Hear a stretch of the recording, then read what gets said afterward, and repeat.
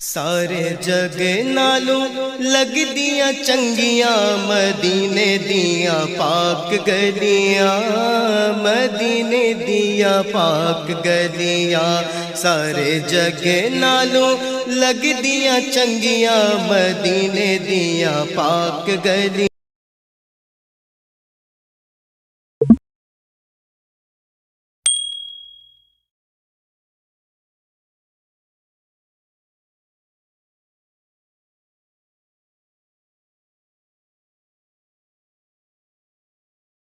کے سامنے 1000 پینٹ موجود ہے، پڑا ہوا ہے، 1,00,000 روپیہ ہے، آپ جانتے ہیں کوئی دیکھ نہیں رہا، خیال آیا کہ یہ اٹھا لوں، چوری کر لوں۔ اس خیال کا آنا حاجس، خیال کا بار بار آنا خاطر،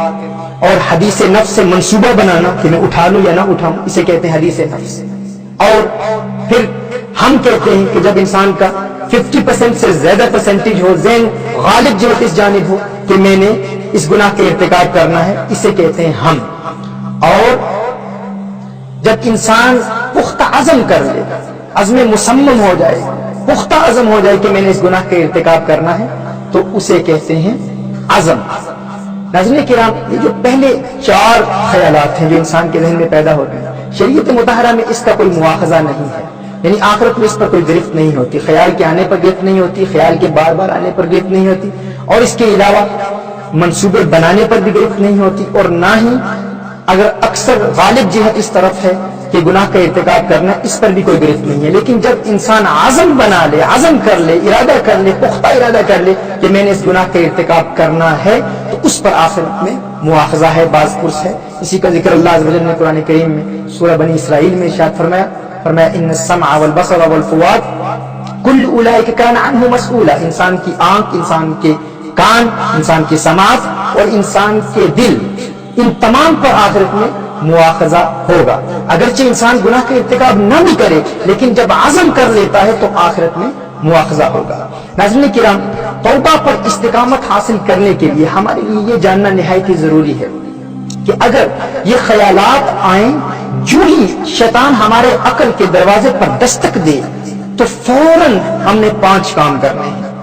ان 5 امور کی جو بندہ عادت بنا لیتا ہے، اس کے خیالات پر شیطان کو قابو حاصل نہیں ہوتا، شیطان کو تحکم حاصل نہیں ہوتا، شیطان انسان کے خیالات پر کنٹرول نہیں کر پاتا۔ یعنی ان 5 قسم کے خیالات کو اگر ابتدا سے ہی ہم جڑ سے نکال پھینکیں تو شیطان ہمارے دل کے ان بند دروازوں کو، گناہوں کے وہ دروازے جو ہم بند کر چکے ہیں، ان کو ایک مرتبہ پھر اوپن کرنے میں کامیاب نہیں ہو سکتا۔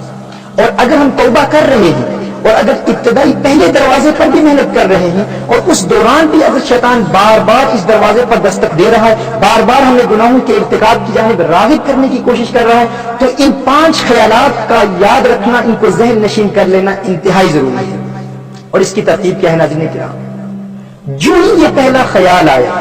جس شخص کو ہر وقت اپنی سانس کے ذریعے اللہ اللہ کی صدائیں بلند کرنے کی عادت ہو، اسے کہتے ہیں ذکر پاس انفاس، یعنی جب انسان سانس لیتا ہے تو اپنی ناک سے اللہ اللہ کا ورد جاری رکھے۔ مثال کے طور پر جب سانس میں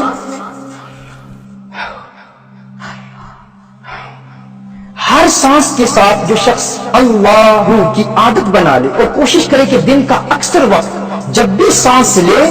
جب بھی انہیل کرے، جب سانس لیتا ہے اللہ کا نام لے، اور باہر نکالے تو ہو کی صدا بلند ہو، جس شخص کو اس کی عادت ہو جائے اس کے ذہن پر شیطان کنٹرول حاصل نہیں کر پاتا۔ پہلا پوائنٹ یہ ہے۔ دوسرا پوائنٹ یہ ہے کہ جو ہی حاجز کی کیفیت پیدا ہو، مثال کے طور پر جو ہی خیال پیدا ہو، پہلا خیال آئے کہ گناہ کا ارتکاب کر، یا فقط خیال آئے کہ گناہ کا موقع ہے تو گناہ کر سکتا ہے، تو اس خیال کے آنے پر فوراً توبہ کی 4 شرائط کے ساتھ توبہ کر لے۔ اگرچہ گناہ کا ارتکاب نہیں ہوا، جس طرح میں نے ابتدا میں بیان کیا تھا کہ اگر انسان گناہ کرتا نہیں ہے، بغیر گناہ کے توبہ کی 4 شرائط کے ساتھ توبہ کر لیتے ہیں، تو یہ تقویٰ ہے، پرہیزگاری ہے۔ جو ہی وہ خیال آیا فوراً توبہ کی 4 شرائط کے ساتھ توبہ کر لیا۔ اس کے بعد فوراً یہ کہے یا مقلب القلوب ثبت قلبی علی دینک۔ مسند امام احمد کی یہ روایت ہے، رسالت مآب صلی اللہ علیہ وآلہ وسلم کی دعا ہے، یا مقلب القلوب، یہ لکھ لیجئے گا، یا مقلب القلوب ثبت قلبی علی دینک ہے دلوں کے پھیرنے والے، میرے دل کو اپنے دین پر قائم رکھ، اس کا تکرار ہو، اس ورد کو جاری کیا جائے۔ نمبر 4، درود شریف کی کثرت شروع ہو جائے، رسالت مآب صلی اللہ علیہ وسلم کی بارگاہ میں درود و سلام کے پھول نشاور کریں، الصلاۃ والسلام علیک یا سیدی یا رسول اللہ، اللہم صلی علی سیدنا مولانا محمد وعلی آل محمد کما صلیت علی ابراہیم وعلی آل ابراہیم انک حمید مجید۔ بار بار درود پڑھیں، درود شریف پڑھیں، یعنی جو بھی خیال آئے تو درود شریف کی بھی کثرت کریں۔ Point number 4۔ پوائنٹ نمبر 5، لا حول ولا قوة الا باللہ العلی العظیم، اس کی کثرت کریں۔ رسالت مآب صلی اللہ علیہ وسلم نے ارشاد فرمایا، صحیح بخاری اور صحیح مسلم کی حدیث ہے، عن ابی موسیٰ رضی اللہ تعالی عنہ ان النبی صلی اللہ علیہ وسلم قال له قل لا حول ولا قوة الا باللہ فإنها کنز من کنوز الجنہ۔ حضور اکرم صلی اللہ علیہ وسلم نے ارشاد فرمایا حضرت ابی موسیٰ رضی اللہ تعالی عنہ کو کہ آپ کہیں پڑھیں لا حول ولا قوة الا باللہ، کیونکہ یہ جنت کے خزانوں میں سے ایک خزانہ ہے۔ ناظرین اکرام، جو شخص ہر وقت حاجز کی بھی کیفیت پیدا ہوگی تو فوراً اپنے نفس پر کنٹرول کرنے کے لیے ان 5 امور پر عمل کر لے۔ پھر اگر شیطان کا حملہ مزید بڑھتا ہے تو حاجز سے خاطر پر چلا جاتا ہے، یعنی بار بار خیالات آنا شروع ہو جاتے ہیں، پھر فوراً ان 5 امور پر عمل کرے، اور پھر اگر خاطر سے حدیث نفس تک چلا جاتا ہے پھر اس پر عمل کرے، حدیث نفس سے اگر ہم تک چلا جاتا ہے پھر ان 5 پر عمل کرے اور عادت بنا لے، ایسی عادت بن جائے ناظرین کرام کہ انسان یہ پختہ عہد کر لے کہ میں نے اگر دل کے دروازے بند بھی نہیں کیے، اگر توبہ کے مراحل ابتدا سے بھی شروع ہیں، اگر میں فقط آنکھ پر بھی عمل کر رہا ہوں تو ان 5 چیزوں کو یاد رکھوں گا، حاجز،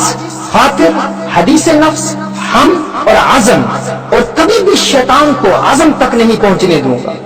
جب ہم یہ رکاوٹیں شیطان کی راہ میں کھڑی کر دیں گے، یہ obstacles، یہ hurdles کھڑی کر دیں گے تو شیطان اپنے حملوں میں کامیاب نہیں ہوگا۔